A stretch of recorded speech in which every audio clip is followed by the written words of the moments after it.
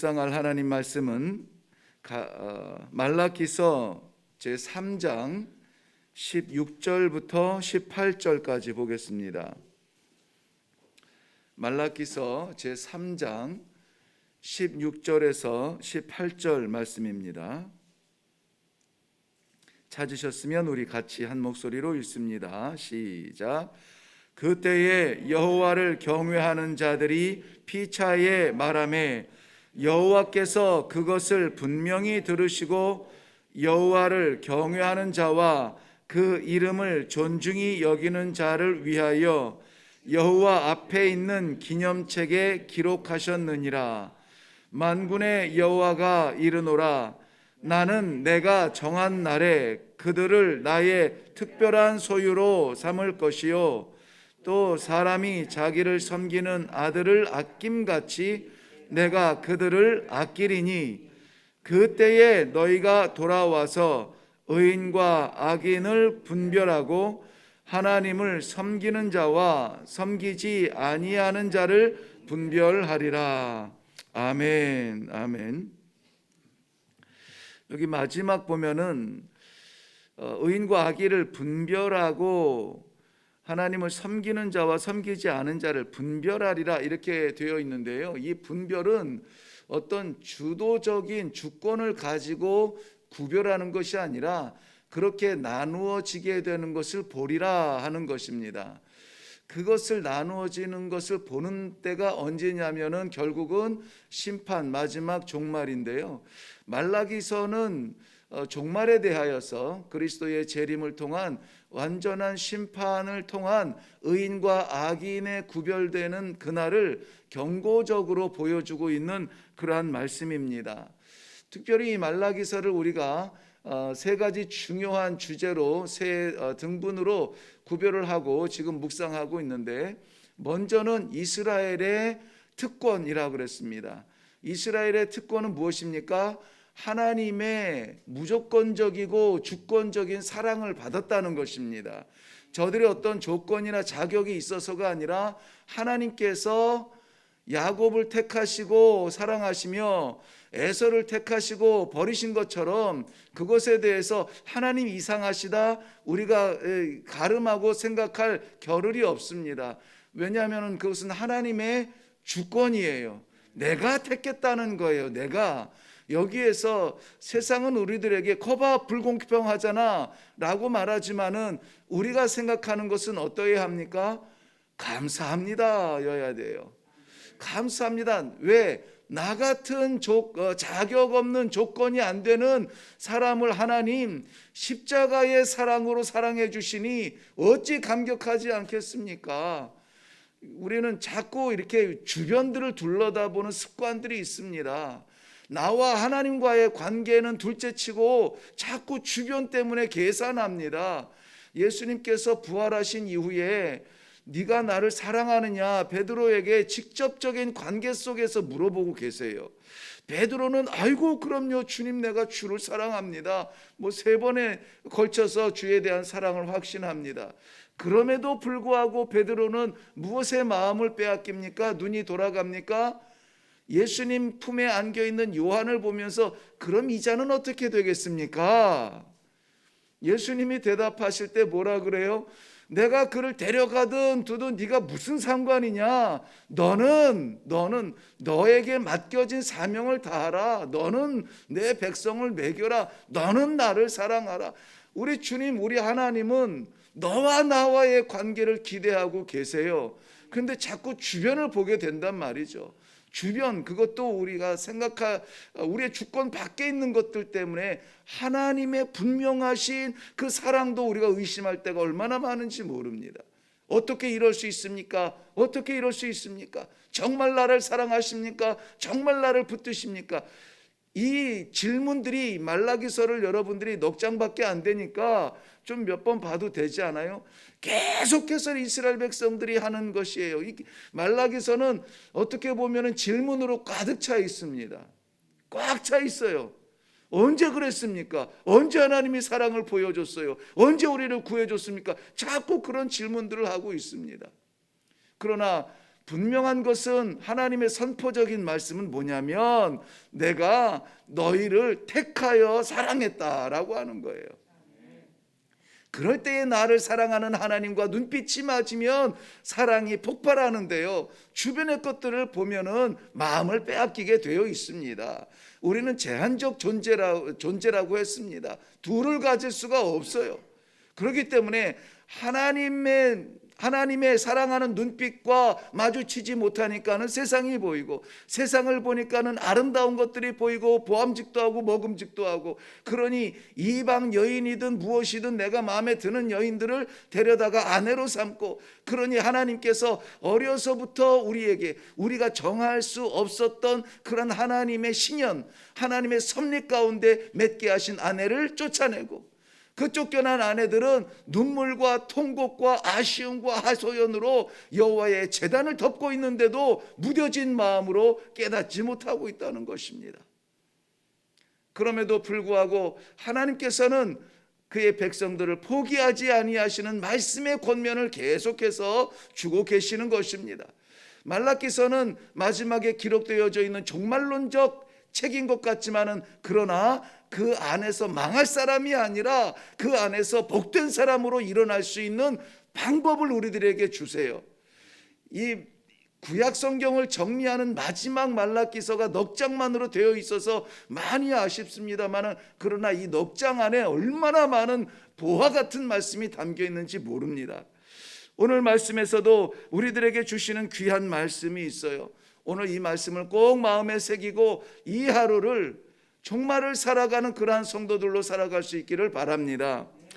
결국 1절 말씀 보면은, 1절 하반절 말씀에 보면은요, 언약의 사자가 임할 것인데 이 언약의 사자의 사명은 심판이라는 것이에요. 그래서 언약의 사자에 대한 것은 심판에 대한 경고입니다. 왜 이 사자가 언약의 사자입니까? 언약이라고 하는 것은 하나님의 언약으로서 반드시 이루어질 거라는 겁니다. 하나님의 언약으로 반드시 이 사자가 온다는 것입니다. 하나님의 언약으로 이 사자가 와서 반드시 뭐예요? 심판한다는 것입니다. 그러한 대표적인 심판의 내용이 뭐냐, 원인이 뭐냐? 말라기서에서는 다양한 이 모든 우리의 죄성들을 다 다루지는 않습니다. 그러나 핵심적으로 우리의 가장 연약한 것들, 지금 우리 이 시대를 살아가는 사람으로서 가장 연약한 부분을 지적을 해주고 계시는데, 우리가 잘 아는 대로 말라기서 3장 10절 중심으로 해서 말씀하신 것이 무엇이냐? 11조와 봉헌물에 대한 시험이에요. 11조와 봉헌에 대한 시험, 그것을 온전히 하나님 앞에 11조 하지 아니하고 온전히 봉헌물 드리지 아니하는 것에 대하여서 뭐라고 지적하냐면, 결론지냐면 그것은 하나님의 것을 도적질하는 거라 그랬습니다. 도적질하는 거라. 왜 교회가 11조를 강조하냐? 돈밖에 모른다가 아니라, 물질 개념이 아니라 이것은 하나님 것이라고 하는 것을 고백하는 믿음을 보는 거예요. 하나님이 물질이 없으신 분이 아니잖아요. 우주를 지으신 분인데, 그런데 왜 교회에서 책임 있는 사람들을 선출을 할 때에 11조를 제대로 하는가 보느냐 이겁니다. 그것은 그 마음의 중심에 하나님에 대한 주권을 인정하는 믿음이 있느냐 없느냐, 그것을 생각하는 것이 아니라 실천하고 사느냐 아느냐, 이러한 것들을 바라보기 때문에 11조에 대한 것은 강조가 되는데, 오늘 본문에서도 강조된 것은 10의 1이라고 하는 숫자가 아니라 그 앞에 붙어있는 단서예요. 뭡니까? 온전한 11조예요. 온전한 11조라는 것, 변질되지 않은 11조라는 것입니다. 11조는 하나님이 이만큼 줬으니까 아이고 감사합니다 하고 이렇게 감사의 표시로 주는 게 아니에요. 11조는 종이 받는 싹시 아닙니다. 11조는 주인의 것을 인정하는, 주권을 인정하는 그런 거예요. 마치 포도밭을 주인이 농부에게 맡기고 돌아와서 그 포도밭의 열매를 맛보고자 할 때에 저들이 그 포도밭을 차지하기 위하여서 주인이 보내는 종도 죽이고 아들도 죽이는 그러한 것처럼, 내 것이라 우리 걸로 만들자, 이렇게 주장할 때에 11조는 무너지게 되고 온전하게 드려질 수가 없습니다. 온전하다는 것, 정말 내게 열을 주셨으면 이 열 전부가 아버지 것입니다라고 하는 그러한 믿음의 표현이 무엇이냐? 11조라는 것입니다. 그렇기 때문에 이것을 차지하는 것은 아버지 것을 도적질하는 것이다, 이렇게 과감하게 성경은 말씀하고 있습니다. 그런데 그때에 그러한 것에 시험받지 않는 사람들이 없습니다. 그 와중에 오늘 본문 말씀의 중심이 무엇이냐면은 내가 아끼는 사람들, 특별히 정하신 백성들로 인하여서 내 특별한 소유를 삼겠다, 이 말씀을 하세요. 이 약속을 주세요. 하나님께서 정하신 백성들로 내 특별한 소유를 삼겠다. 특별한 소유, 우리 모두 다가 하나님께서 이 지구촌에 살아가는 75억의 사람들 가운데 이 시간에 깨어서 이 시간에 하나님의 말씀을 받으며 이 시간에 기도 앞에 서 있는 우리를 특별한 소유로 여기시는 줄로 믿습니다. 여호와 앞에, 여호와의 특별한 소유, 이거 오늘 본문의 말씀의 제목입니다. 이러한 자부심이 있어야 됩니다.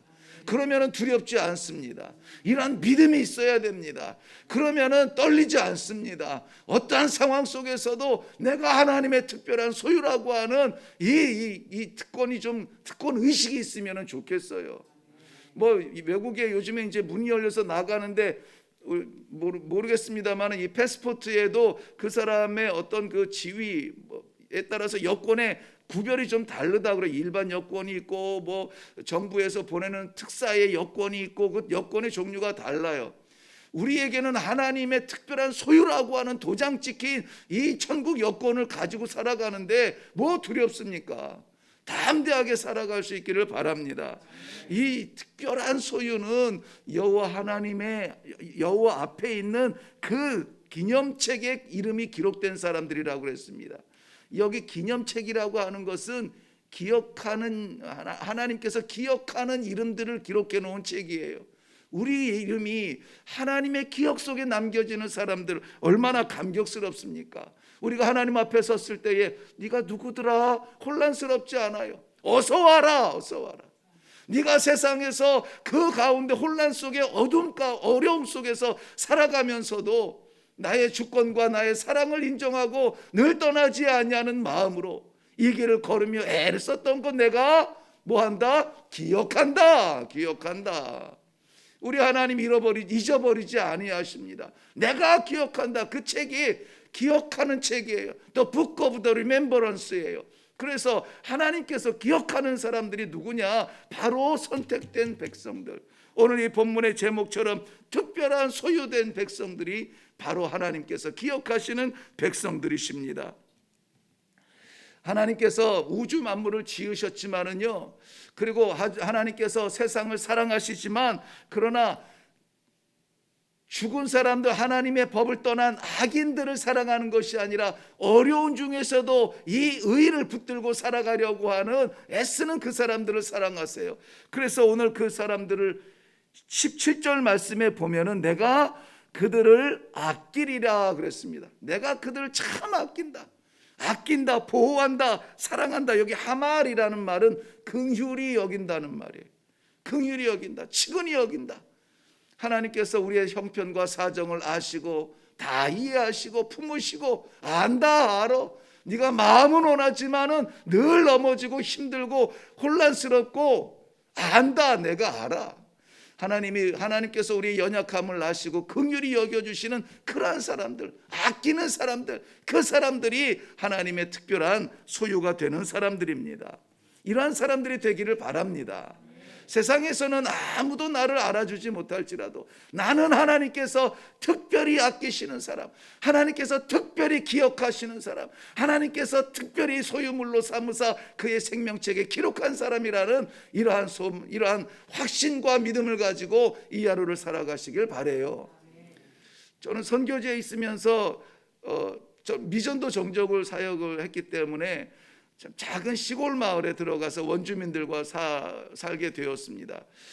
초반기라고 해도 한 뭐 절반쯤은 됩니다. 한 10년 가까이 되도록 늘 내 마음에 어려운 시험 가운데 하나가 뭐냐면은 내가 여기서 이러고 사는 동안에 내 뭐 동료들, 내가 아는 뭐 친구들은 한국에서 뭐 목회한다 그러고 뭐 어떻게 된다 그러고 자리 잡고 막 이런 이야기들이 나눠질 때 마치 잊혀진 존재가 되는 것은 아닌가 하는 그러한 두려움이 살짝 들 때가 있어요. 시험이죠, 시험. 그럴 때마다 이러한 말씀, 나는 세상에서 잊혀져도 하나님은 나를 기억하시리라. 하나님은 나를 기억하시리라. 이거 하나 붙들고 이겨낼 수가 있었습니다. 그냥 견디는 것이 아니라 기쁨으로 일할 수가 있었어요. 다 쏟아도 다 부어도 아깝지도 않고 미련도 없이 그렇게 사역을 할 수가 있었습니다. 왜요? 하나님이 기억하시는, 하나님께서 특별히 생각하시는 그러한 백성이니까. 우리 모두 다가 오늘 그러한 감격으로 사시기를 바랍니다. 하나님은 도대체 어떤 사람을 그의 특별한 소유로 삼으실까요? 하나님은 어떤 사람을 기억하실까요? 오늘 말씀에 보면은 우리 16절부터 보았는데 오늘 말씀에 보면은 나를 경외하는 사람이라 그럽니다. 경외하는 사람. 이 경외한다라고 하는 본문을 이런저런 번역 성경에는 이렇게 기록했어요. 영어 성경 NIV에서는 하나님을 두려워하며 그의 이름을 영광스럽게 하는 자라. 영광스럽게 한다는 것은 나타내는 것입니다. 생각이 아니라. ESV라고 하는 번역서는 하나님을 두려워하며 그분의 이름을 존중하는 자라, 인정하는 자라. 네, 맞습니다, 하나님. 이것이 입에 붙은 자라, 그렇게 얘기해요. 그리고 우리말 성경 공동 번역에는 나를 공경하고 내 이름을 소중히 여기는 자라 그랬습니다. 가벼이 여기지 아니하고 소중하고 묵직한 이름으로 기억하는 사람이래요. 우리가 요즘 시대의 현대인의 성경, 이해하는 글로 번역해 놓은 현대인의 성경에는 여호와를 두려워하는 자와 그 이름을 귀하게 여기는 자라 이렇게 번역을 했습니다.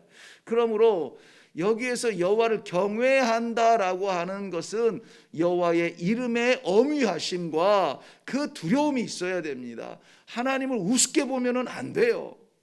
하나님을 가벼이 보면은 안 됩니다. 그 말씀의 엄위함을 받아들여야 되고 하나님께서 말씀을 순간순간 하실 때에 아멘으로 받을 때 이것이 가슴에 새겨져야 됩니다. 친구가 말하는 것이 아니라 하나님이 말씀하시잖아요. 그리고 그것을 드러내고 나타내고 자랑하고 선포하고 증거하고 이러한 삶으로 살아갈 수 있기를 바랍니다. 말라기서는 마지막에 대한 이야기가 아니라 그 마지막을 살아가는 성도들의 삶에 대해서 이야기하고 있습니다. 어떤 삶을 살고 계십니까? 하나님의 그 이름을 공경하고 두려워하고 하나님의 말씀을 마음에 새기고 말씀하시는 대로 살아가려고 드러나려고 증거하려고 애쓰는 성도들, 이런 분들을 하나님께서는 기억하시고 아끼시고 소중히 여기시는 내 것이라 말씀하여 주신다고 했습니다. 오늘 그러한 축복의 삶을 사시기를 주님의 이름으로 축원합니다. 기도하겠습니다. 살아계신 아버지, 은혜를 감사합니다. 하나님께서 귀한 백성들 이 자리에 불러 모아주셔서 이 말씀을 받게 하십니다. 너는 나의 특별한 소유라. 아무런 자격이 없지만 우리 하나님께서 우리를 고르시고 택하셔서 특별한 소유로 삼으시고 우리 아버지의 생명책에 그 기억책에 기록해 주시고 오늘도 놓지 아니하시고 허투루 살까봐, 마음 빼앗길까봐, 세상 바라볼까봐 오늘도 말씀으로 우리를 새겨주시고 그 길 걷게 하시니 감사합니다. 이 정말 아버지 빨리 주님 만났으면 좋겠습니다. 심판이 두려워지는 백성들이 아니라 사모하는 백성들, 그 담대한 신앙의 백성들 되게 하여 주시옵소서. 우리 하나님께서 사랑하시고 인도하시는 그 길을 걷는 그 믿음의 길 흔들리지 아니하도록 우리 자신을 드리는 귀한 마음으로 올려드리는 예물, 이 예물 속에 담겨진 우리의 모든 신앙들 하나님께서 받으실 줄로 믿사옵고 예수님 이름으로 기도하옵나이다. 아멘.